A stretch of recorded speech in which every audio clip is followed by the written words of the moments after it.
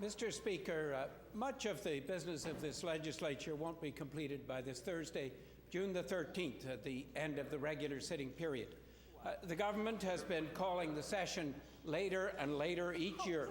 So late, this year, April the 16th, that it risks having to call emergency sessions or to have the legislature carried over to the fall for appropriate attention. The current rules were created with the expectation that the legislative session would start earlier to ensure adequate time for the full consideration of the legislative agenda. I ask the Premier, will he assure Manitobans that he will start the spring session next year in February or at the latest in early March? Mr. Speaker, I appreciate the question.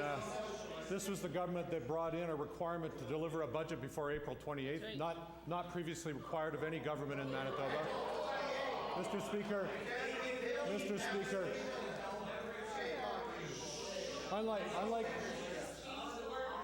unlike members opposite, Mr. Speaker, we're prepared to be here every single day to work through the legislative agenda.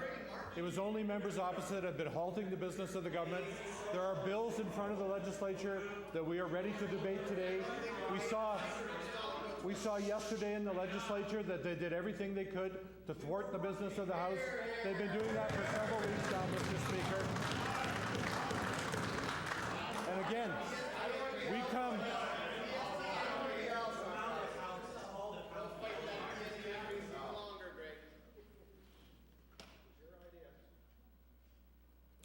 I'm sure all honourable members would want me to hear the questions posed and the answers to those questions. If there was a breach of the rules, I'm sure you'd want me to rule on that breach of those rules. And so I'm asking for the cooperation of all honourable members. Please give me the opportunity to hear both the question posed and the answer to that question. And I'm having difficulty hearing the answer to the question posed by the honourable member for River Heights. The Honourable First Minister has the floor.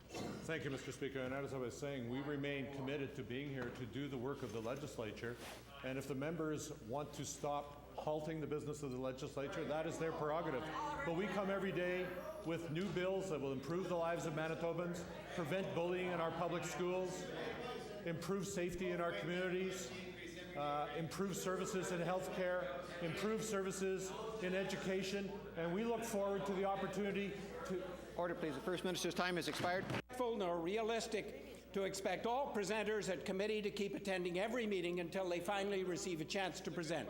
I ask the Premier, will he implement changes when there are large numbers of presenters to schedule a proportion of the presenters for each committee meeting? Mr. Speaker, it was the member from River Heights who just came over to our side of the House and thanked our House Leader for the letter we put on the record.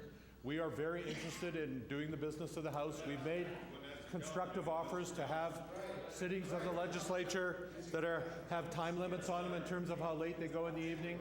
We've made a constructive offer to hold additional hearings on Saturday when people aren't working if they wish to come and speak. And members opposite know this is the only legislature in Canada that has opportunities for public involvement and public presentations on second reading of a bill. That tradition is one we respect, and we will look forward to new ways to implement that, Mr. Speaker. And I can only encourage the member who raises the question today to enter into that constructive debate about how we can complete all the business of the House, Mr. Speaker, because we believe all the business put in front of the House is important business and should be brought to a conclusion so we can move Manitoba forward, Mr. Speaker.